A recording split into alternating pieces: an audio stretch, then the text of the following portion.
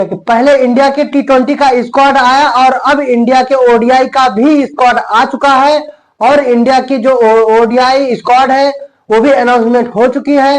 तो इंडिया के इस स्क्वाड में बड़े बड़े प्लेयरों को रखा गया है, कुछ नए प्लेयर भी हैं और कुछ पुराने प्लेयर हैं। तो आइए इस वीडियो में जानते हैं कि इंडिया का जो ये स्क्वाड है इसमें कैप्टन किसको बनाया गया है और वाइस कैप्टन इस स्क्वाड में किसको बनाया गया है। जो 15 चुनी गई है उसमें कौन कौन से प्लेयरों को मौका मिला है, वो कौन से प्लेयर हैं कि जिनकी परमानेंट छुट्टी कर दी गई है और वो कौन से प्लेयर हैं कि जिनको इस स्क्वाड में मौका मिला है, वो चैंपियंस ट्रॉफी के लिए भी उनको चुना जाएगा।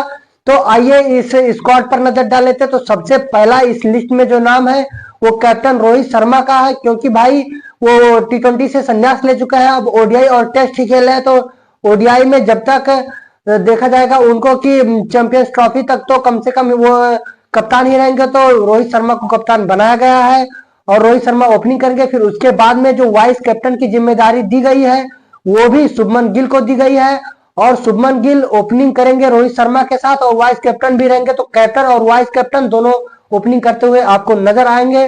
फिर उसके बाद में विराट कोहली और केएल राहुल के साथ में श्रेयस अय्यर को मिडिल ऑर्डर का जिम्मा सौंपा गया है। तो ये तीनों जो है वो टीम इंडिया के लिए टॉप ऑर्डर और मिडिल ऑर्डर में रहेंगे। फिर उसके बाद में अगर हम ऑलराउंडर की बात करें तो हार्दिक पांड्या इंडिया के लिए ऑलराउंडर में हो गए। फिर उसके बाद में ऑलराउंडर वही अगर हम बात करें तो वाशिंगटन सुंदर हो गए। अक्षर पटेल को भी मौका मिला है इस स्क्वाड में जो ओडीआई का स्क्वाड है। इंग्लैंड के खिलाफ जो 5 T20 के बाद में लगातार 3 ओडीआई होंगे उसमें वाशिंगटन सुंदर और अक्षर पटेल को भी मौका मिला है। फिर उसके बाद में अगर हम स्पिन की बात कर ले, स्पिन बॉलरों की, तो उसमें कुलदीप यादव टॉप पर है। फिर उसके बाद में वरुण चक्रवर्ती को भी मौका मिला। तो कुलदीप यादव और वरुण चक्रवर्ती ये दोनों इंडिया की जो स्पिन कमान है उसको संभालते हुए नजर आएंगे, क्योंकि इसके बाद में जो चैंपियंस ट्रॉफी होगी वो यूएई में खेली जाएगी। उसमें फास्ट बॉलरों को कम मदद मिलेगी, स्पिनर को ज्यादा मदद रहेगी। तो इन दोनों को मौका मिल सकता है चैंपियंस ट्रॉफी के लिए भी।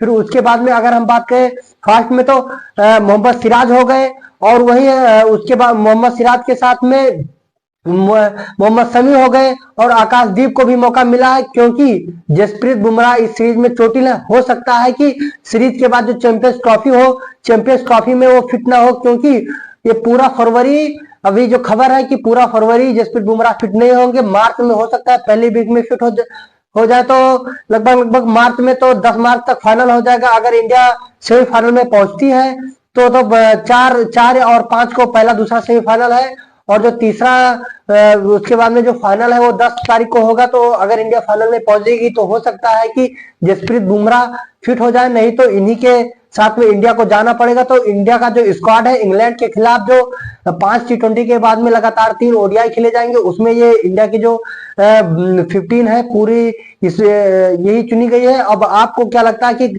इनमें से कौन कौन को किन किन प्लेयरों को 11 में जगह मिलनी चाहिए और कौन अच्छा प्रदर्शन कर सकता है, आप हमारे कमेंट बॉक्स में जरूर बताइएगा। तो अगर आपको हमारा वीडियो पसंद है तो हमारे वीडियो को लाइक कीजिए। अगर आपको हमारे चैनल पहली बार देख रहे हैं तो हमारे चैनल को सब्सक्राइब कीजिए। अगर आप फेसबुक पर रहे हैं तो हमारे पेज को फॉलो